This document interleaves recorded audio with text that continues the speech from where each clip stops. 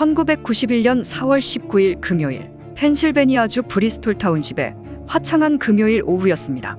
12살이었던 데이비드는 학교 버스에서 내렸을 때 빨리 엄마를 보고 싶었습니다.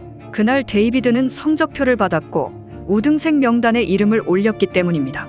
불행히도 그 행복한 순간은 잠시뿐이었습니다. 데이비드가 집에 도착하여 뒷문으로 향했을 때는 오후 1시 10분경이었습니다. 데이비드는 부엌 공간으로 열리는 뒷문을 당겨 열었고 그 순간 짙은 연기 구름을 맞았습니다. 그리고 부엌 전체가 화염에 휩싸이고 있었습니다. 엄마의 차가 주차되어 있었기 때문에 데이비드는 엄마가 집에 있다는 것을 알게 됩니다. 하지만 화염 때문에 안으로 들어갈 수 없었고 연기 때문에 집 안을 볼 수 없었습니다.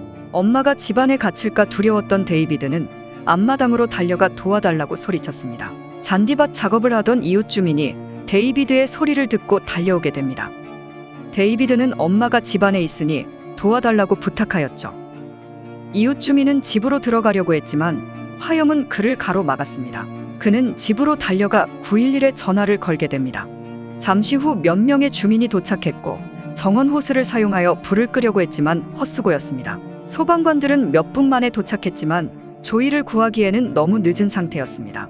소방관들은 아들의 침실에서 조이의 시신을 발견하게 됩니다. 조이는 알아볼 수 없을 정도로 화상을 입은 상태였습니다. 구급대원들은 구급차 뒷좌석에 앉아있던 데이비드에게 가슴 아픈 소식을 전하게 됩니다.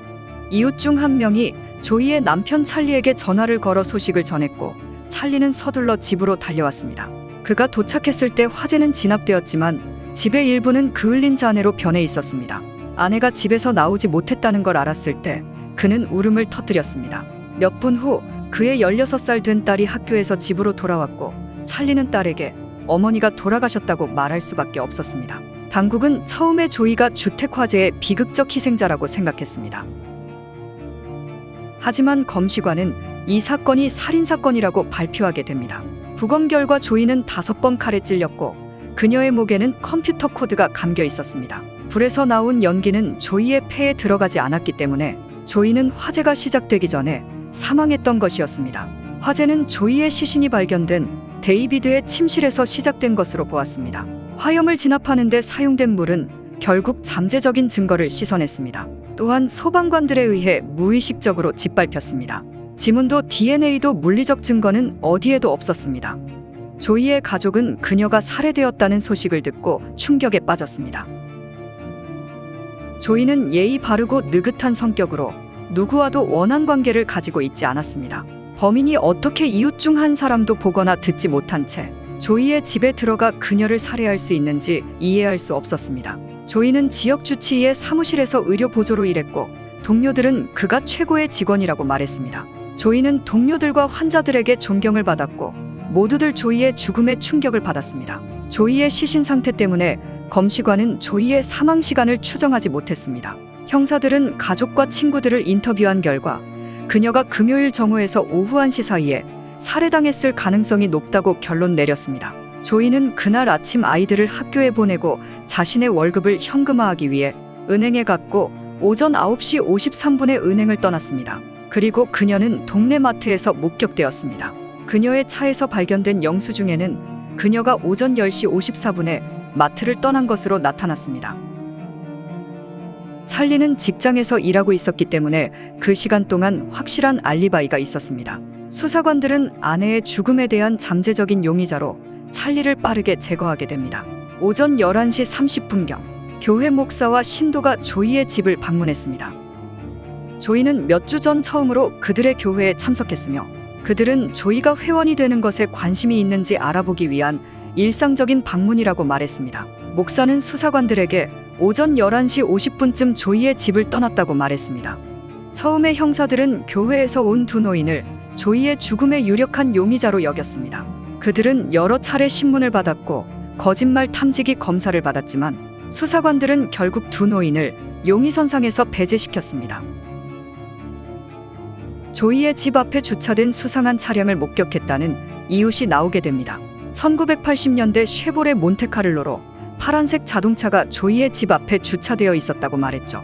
이웃은 오후 12시 30분경 차가 도착하는 것을 보지 못했고 운전자도 보지 못했지만 차는 주차되어 있었고 오후 1시에 더 이상 차가 없었다고 말했습니다. 형사들은 그 차량의 소유자가 조이를 죽인 범인이라고 의심하게 되었고 그 차량을 추적하기 시작합니다. 그리고 에드킨스라는 용의자가 나타나게 됩니다. 그는 몬테카를로를 몰았고 또한 찰리가 이 남자로부터 소량의 마리화나를 구입한 사실도 밝혀졌죠. 하지만 목격자는 에드킨스의 차와 조이의 집 앞에서 본 차가 일치하지 않는다고 단호하게 말하게 됩니다. 그럼에도 불구하고 형사는 그를 놓치고 싶지 않았지만 그는 사건 당일 포코노 마운틴으로 여행을 떠난 알리바이를 가지고 있었습니다. 조이가 살해되는 시간 그는 모텔에서 머물렀다고 말했습니다. 그리고 모텔 직원은 그의 알리바이를 제공하게 됩니다. 그렇게 에드킨스는 용의자 목록에서 배제되었죠. 수사관들은 조이의 살해 동기를 밝히기 위해 고군분투하게 됩니다. 수백 명의 사람들을 탐문했지만 조이나 그녀의 가족에 대한 나쁜 말을 하는 사람은 단 한 명도 없었습니다. 집에서 $70의 현금이 없어진 것이 강도 사건일 수도 있다고 생각했지만 단순히 화재로 돈이 타버렸을 수도 있다고 수사관은 인정했습니다. 아내가 살해당했다는 사실을 알게 된 직후 찰리는 도움을 주는 제보자에게 $5,000의 포상금을 걸었습니다.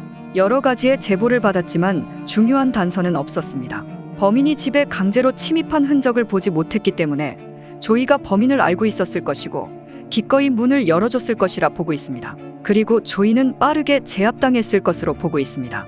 조용한 거리에 있는 집들은 겨우 4m 정도 떨어져 있었기 때문에 조이가 비명을 질렀다면 누군가 조이의 소리를 들을 수 있었을 정도로 충분히 가까웠기 때문입니다.